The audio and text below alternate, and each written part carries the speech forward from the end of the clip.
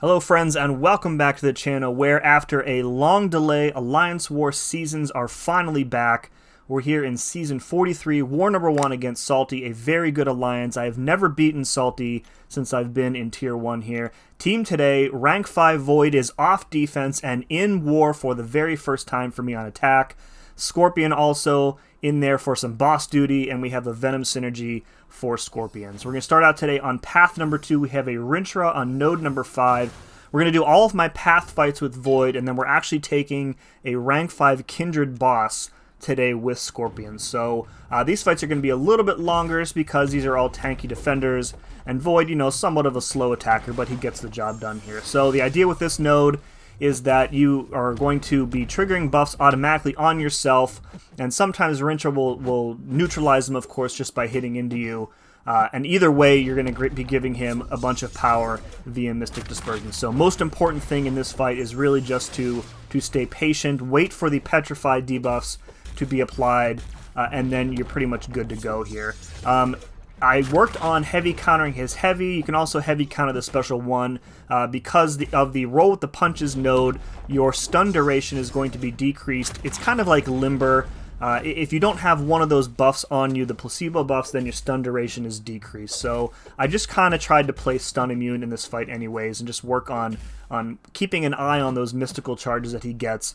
And heavy countering when he's at like 5 or more, because then if you push him too far to the wall, then he goes unstoppable, and then it's just a mess. So otherwise, it's pretty much steady going here with Void, just spamming special 1. Don't need to use special 2 in any of these fights. We're just going for as quickly as possible. I don't need to get too fancy with it. So first 2 debuffs after Fear the Void are Petrified, so now we are reversing Mystic Dispersion, which is nice, and reversing his willpower healing, which is some extra damage, and we finish that fight at 98% health. Moving on, we have a Mephisto on node 20. This is a new node 20 for this season with a node called Resistance is Futile.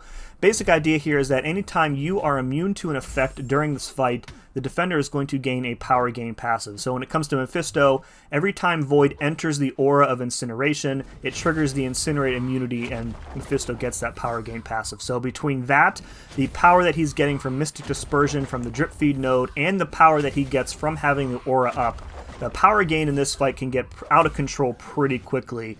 Luckily, you know, all you have to do is play really patiently with Void, wait for those Petrifies to come up, and then all those power gains that I just mentioned are going to be taken care of. This is a pretty decent placement, I think, on this node, because you really have to choose between bringing in somebody who has that Incinerate immunity and just dealing with the power gain, or you have to bring in somebody who's not immune and then just accept that you're going to be taking probably a lot of damage from the aura. And of course, this is a max Sig Mephisto, rank 5, of course. All these defenders are rank 5 these days, so we've triggered his healing.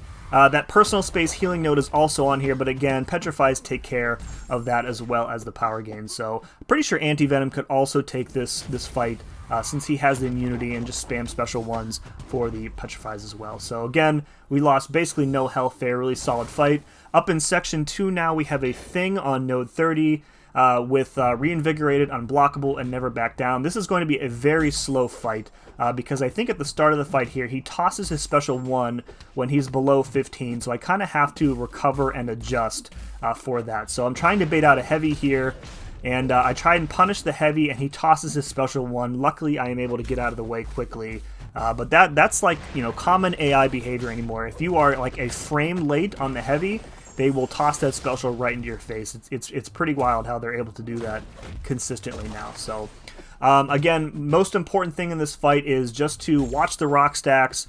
Void specials are all 2 hits, so I know that when I hit 13, I can launch either my special 1 or my special 2. I've taken things out with Void a ton of times, both in Alliance War and in Questing. Very, very comfortable with doing this. We already have his healing blocked, so we don't have to worry about the Reinvigorated node or the Never Back Down node. Looks like Never Back Down might still be triggering, but I don't think he actually ever goes unblockable. Like, we don't trigger enough of the regens for him to go unblockable, and even if we did, I feel pretty comfortable that I could take him out anyway. So we've got Fear the Void plus the Petrifies up. We're not reversing anything, of course, because of Indomitable.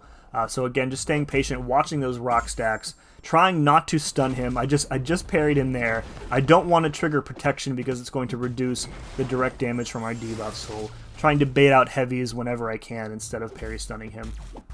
Yeah, beefy defender here, of course. Thing, a big health pool. So we're just going to, again, stay consistent, stay patient. We did take a little bit of chip damage here, so I think I do end up healing Void up after this fight for my last fight next up with him. So there we go. Another solid fight. Void, very reliable champion.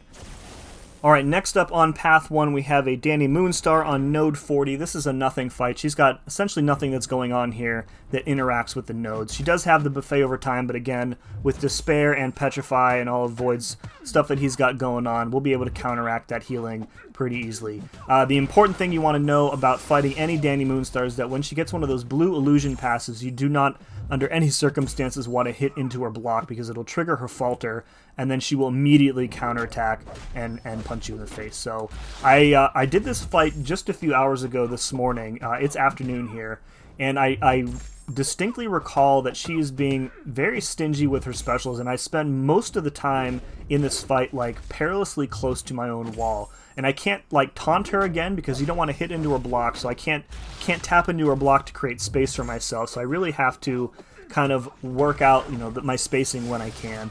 I also don't really want to push her to her special 2 because I don't think you can dex any of it. It's got that like machine gun stuff in the middle that you're just going to have to take in chip damage. And I'm not using Void again, so I guess in hindsight I probably could have pushed her to special 2 and just taken the hits on the block.